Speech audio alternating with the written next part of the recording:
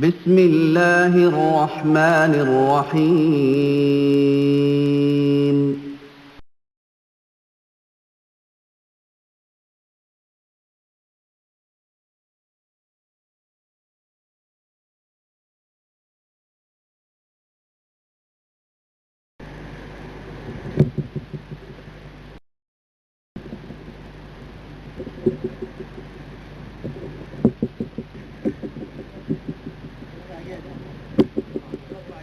آپ لوگ تھوڑا قریب آ جائیں اور قریب آ جائیں ادھر بھی.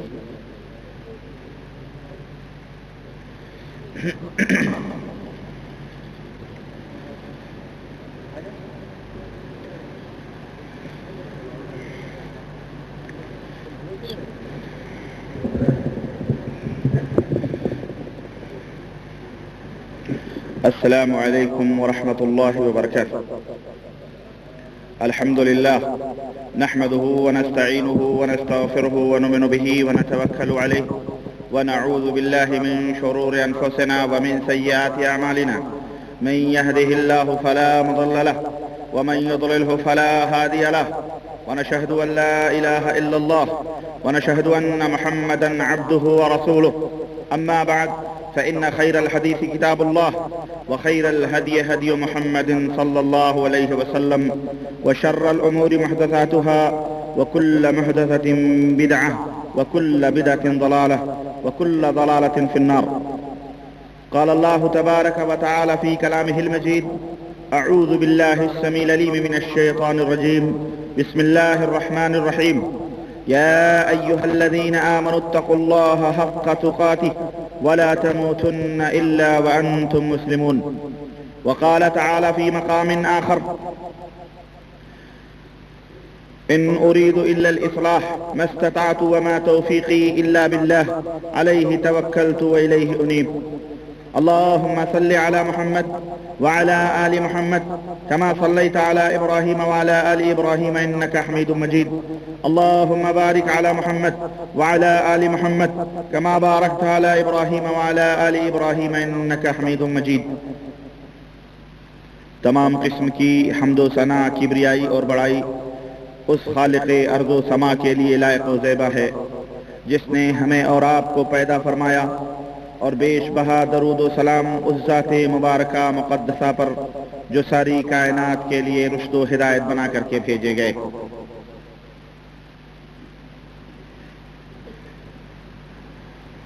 توہمات کے تاریک و تنگ ڈیرے میں، توہمات کے تاریک و تنگ ڈیرے میں، مغالطوں کے فسونکار سخت گھیرے میں، مغالطوں کے فسونکار سخت گھیرے میں، خیال و خواب کے عبرت نشاں اندھیرے میں، خیال و خواب کے عبرت نشاں اندھیرے میں، ابھی تو شمع حقیقت جلائی ہے میں نے، ابھی تو شمع حقیقت جلائی ہے میں نے. شمع رسالت کے پروانوں اور باد توحید و سنت کے متوالوں اور دہلیز سنت مصطفیٰ صلی اللہ علیہ وسلم کے چوکیداروں، نوجوان دوستوں، بزرگوں اور قابل احترام ماؤں اور بہنوں، آج کے اس عظیم جلسے میں میرا موضوع سخن، جیسا کہ آپ حضرات کو اچھی طرح سے معلوم ہے کہ دیوبندیت کی حقیقت ہے. دوستوں اور بھائیوں، مسلسل 2 مہینوں سے مملکت سعودیہ عربیہ کے گوشے گوشے میں دعوتی مراکز، دعوتی جو سینٹرز سعودیہ عربیہ کے اندر قائم ہیں، ان کے اندر پروگرام میں شرکت کی وجہ سے حقیقت یہ ہے کہ میں کافی تھک چکا ہوں. ابھی رجب کی 1 تاریخ سے لے کر 7 رجب تک مسلسل ریاض کے مختلف مساجد میں اور وہاں کے مختلف مکاتب جالیات میں دینی پروگرام ہوئے، اور 8 کو میں حائل پہنچا، اور پھر آج 9 کو آپ حضرات کی خدمت میں جدہ دعویٰ سینٹر کی دعوت پر حاضر خدمت ہوا۔ دوستو، پروگرام کے دوران لوگوں سے جو ملاقاتیں ہماری ہوئیں اور لوگوں سے جو گفتگو ہوئی، یہ جو تقریریں ہو رہی تھیں، یہ تقریریں تو 2 گھنٹے 3 گھنٹے چلتی ہی تھیں، لیکن جو لوگ ملاقات کرنے آتے تھے وہ بھی کسی لیکچر یا کسی تقریر سے زیادہ کم ٹائم نہیں لیتے تھے، بلکہ ان کے سوالات، ان کی باتیں، ان کی کہانیاں، ان کے داستان کہ انہوں نے کیسے توبہ کی اور کس طرح سے اللہ وحدہ لا شریک نے انہیں ہدایت عطا فرمائی، اور کس طرح انہوں نے حق کا دامن پکڑا، اور کس طرح وہ اپنے علاقوں میں، اپنی بستیوں میں کس طرح سے لوگوں کی نظروں میں برے سمجھے جانے لگے۔ غرض اس طرح کی باتیں بھی سنتے سنتے ٹائم تقریباً رات کے 2 بج جایا کرتے تھے، لیکن اللہ وحدہ لا شریک نے مجھ ناچیز کو یہ توفیق عطا فرمائی ہے، اور میں اللہ وحدہ لا شریک کا فضل اور اس کا احسان سمجھتا ہوں اور اس کا شکر گزار ہوں کہ اللہ نے مجھ ناچیز کو یہ توفیق عطا فرمائی ہے کہ میں اس کے دین کی خدمت کر رہا ہوں۔ اس میں آپ لوگوں کی دعائیں ہیں، آپ لوگوں کی محبتیں ہیں، اور اللہ سے دعا کرتا ہوں کہ اللہ تبارک و تعالی مجھے مزید طاقت و قوت عطا فرمائے اور مجھے مزید حق بات کے بیان کرنے کی توفیق عطا فرمائے، اور اپنے بھائیوں کے سامنے میں حقائق کو کھول کھول کر کے رکھنے کی کوشش کروں۔ لوگوں، حقیقت یہ ہے کہ آج دنیا پیاسی ہے،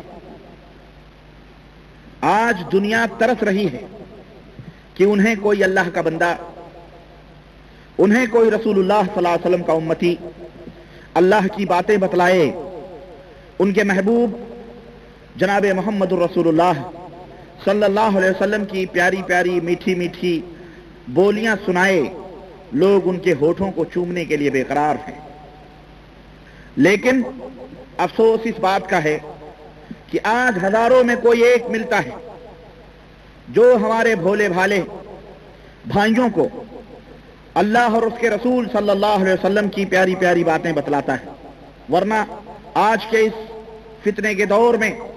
جدھر دیکھو ادھر اللہ کے بندوں کو بندوں کا غلام بنانے کی سازش جاری ہے۔ جدھر دیکھو اللہ وحدہ لا شریک کے بندوں کو اس کے بندوں کا غلام بنایا جا رہا ہے، کبھی بیعتوں کے نام پر، کہیں پیری مریدی کے نام پر، کہیں استاد و شاگردی کے نام پر، کبھی تصوف کی آڑ لے کر، اور سازش ہے یہ ایک جو چل رہی ہے۔ کتابیں اٹھائیں اور کتابیں پڑھیں، تقریریں سنیں، اور اسی طرح سے فتوے پوچھیں، کیسٹیں سنیں، تو ہر پارٹی، ہر جماعت اپنے اپنے بزرگوں، اپنے اپنے مولویوں، اپنے اپنے سادھوؤں اور اپنے اپنے سنتوں اور اپنے اپنے فقیروں کے گن گاتی رہتی، انہی کی تعریف کر رہی ہے، انہی کی تعلیمات کو عام کرتے ہیں، انہی کے افکار و خیالات کی نشر و اشاعت کرتی ہیں یہ جماعتیں، انہی کی لکھی ہوئی باتوں کو اللہ اور اس کے رسول کی باتیں سمجھ کر تبلیغ کرتی نظر آ رہی۔ لیکن اللہ کے فضل و کرم سے، اللہ وحدہ لا شریک کا یہ فضل اور اس کا احسان ہے کہ اب تطہیر کا کام شروع ہو چکا ہے، اور رخ اسلام پر جو باطل پرستی کا غازہ ملا جا رہا ہے، منافقت کی چادریں اوڑھ اوڑھ کر کے جو لوگ وہ اس دین کو اور اس اسلام کو بدنام کرنے کی کوشش کر رہے ہیں، شعوری طور پر یا لا شعوری طور پر، غیر شعوری طور پر، ان باطل باتوں کو حق سمجھ کر اور کتاب و سنت سمجھ کر کے جو لوگ مان رہے ہیں، اللہ کے فضل و کرم سے اب ان کے چہرے لوگوں کے سامنے بے نقاب ہونا شروع ہوئے ہیں، اور یہ بھولی بھالی رسول اللہ صلی اللہ علیہ وسلم کی امت بہت جلد انشاءاللہ تبارک و تعالی اپنے ان برے اور گندے عقیدوں سے آزاد ہو کر قرآن و سنت کا پرچم اپنے ہاتھوں میں لے کر خود اپنے اپنے علماء سے، اپنے اپنے مفتیوں سے یہ عوام پوچھے گی کہ ملا جی تم نے اتنے عرصے تک ہمیں کیوں دھوکے میں ڈالا۔ چنانچہ آج جو لوگ صحیح راستے پہ آ رہے ہیں، اللہ کے فضل و کرم سے بڑے بڑے شیخ الحدیثوں کے سامنے، بڑے بڑے مولویوں کے سامنے وہ سینہ تان کر کھڑ کے اللہ اور اس کے رسول کی باتیں کرتے ہیں تو ان کے حضرت جی انہیں یہ کہتے ہیں کہ ہم نے 15 اور 20 سال میں بخاری دیکھی اور تم 2 سال سعودیہ جا کر کے بخاری پڑھنے لگے. یہ حالات ہیں آج. امت کے رشتے کو قرآن کریم سے کاٹ دیا گیا. امت کے رشتے کو پیغمبر اسلام جناب محمد رسول اللہ صلی اللہ علیہ وسلم کی پیاری پیاری باتوں سے کاٹ دیا گیا. آئیے لیکن بہت جلد، میں سمجھتا ہوں بہت جلد انشاءاللہ تبارک و تعالی یہ امت اس دلدل سے باہر نکلے گی، اور انشاءاللہ تبارک و تعالی ایسے علماء سو جو اسلام کے صحیح چہرے کے اوپر کالک پوت رہے ہیں، انشاءاللہ تبارک و تعالی وہ بے نقاب ہوں گے اور لوگ توبہ کر کے صحیح قرآن و سنت کی طرف عمل کریں گے اور صحیح قرآن و سنت کی طرف آئیں گے. میرے عزیز، میرے دوست، آج کا جو موضوع سخن ہے وہ ہے دیوبندیت کی حقیقت. میں نے قرآن کریم کی جو آیتیں پڑھی ہے اس میں اللہ وحدہ لا شریک نے اپنے مومن بندوں سے یہ خطاب کیا ہے اور فرمایا ہے کہ اے وہ لوگوں جو اللہ کے اوپر ایمان لائے ہو، اللہ سے ڈرو جیسا کہ اللہ سے ڈرنے کا حق ہے، اور جب تم مرو تو اس حالت میں مرو کہ تم مسلمان. اسی طرح سے دوسری آیت کریمہ جو میں نے پڑھی ہے، اللہ وحدہ لا شریک نے فرمایا ان اريد الا الاصلاح، کہ میں صرف اصلاح چاہتا ہوں، میں صرف اصلاح چاہتا ہوں. جب تک جتنی کی ہماری طاقت ہے میرا مقصد صرف اصلاح ہے، اور یہ صرف اللہ وحدہ لا شریک کی توفیق ہی سے ہو سکتی. میرے عزیز، میرے دوست، موضوع سخن بظاہر بڑا عجیب سا ہے، اور اس سے ایسا محسوس ہوتا ہے کہ میں تیر و تفنگ لے کر کسی پارٹی کے اوپر برسوں گا، ایٹم بم لے کر کسی کو نیست و نابود کروں گا. میرے بھائی، میرے عزیز، میرے دوست، ہم جو بھی یہ جو موضوع ہے نا، اس کا مقصد صرف یہ ہے کہ میں اپنے بھائیوں کو قرآن و سنت کی راہ بتلاؤں. اور یہ یوں بھی ہو سکتا تھا کہ میں صرف اللہ اور اس کے رسول صلی اللہ علیہ وسلم کی باتیں کر کے آپ کو نبی کریم صلی اللہ علیہ وسلم کی اطاعت اور ان کی اتباع کی طرف آپ کو دعوت دوں، احادیث رسول صلی اللہ علیہ وسلم کے ترجمے کروں، اور میں کسی کا نام یا کسی کا ذکر نہ کروں. لیکن حقیقت یہ ہے کہ جب ہم لا الہ الا اللہ کہیں گے کہ اللہ کے سوا کوئی معبود برحق نہیں، تو آپ یوں سمجھ لیں کہ ابو جہل، ابو لہب کی پیشانیوں پہ بل ضرور پڑیں گے.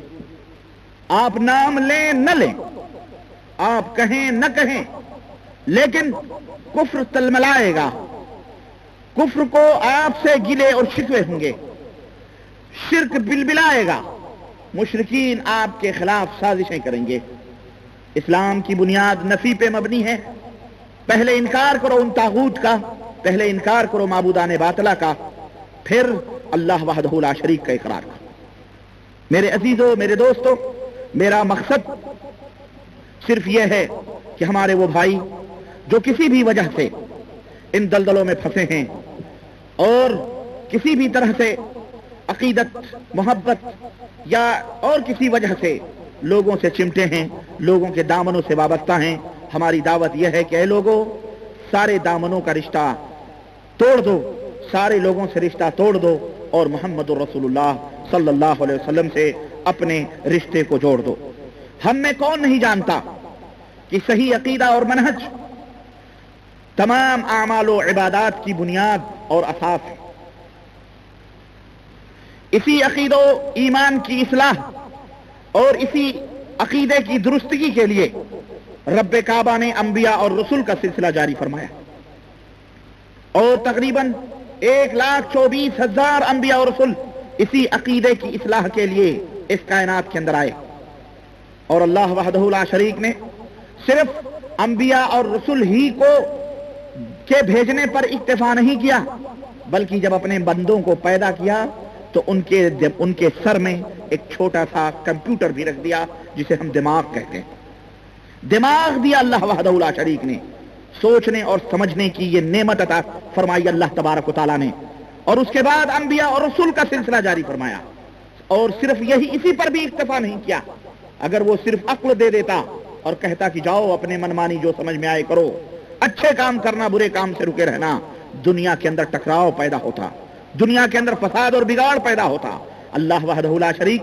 نے اپنے ان بندوں کی ہدایت اور رہنمائی کے لیے نبیوں کے سلسلے کو جاری فرمایا، اور صرف نبیوں کے سلسلے پر اگر وہ اکتفا کر دیتا جب بھی بات کافی تھی، لیکن اللہ وحدہ لا شریک کا بے پایا کرم اور اس کا احسان دیکھو کہ اس نے اپنے نبیوں کے ہاتھوں میں قرآن، اپنے نبیوں کے ہاتھوں میں اپنی طرف سے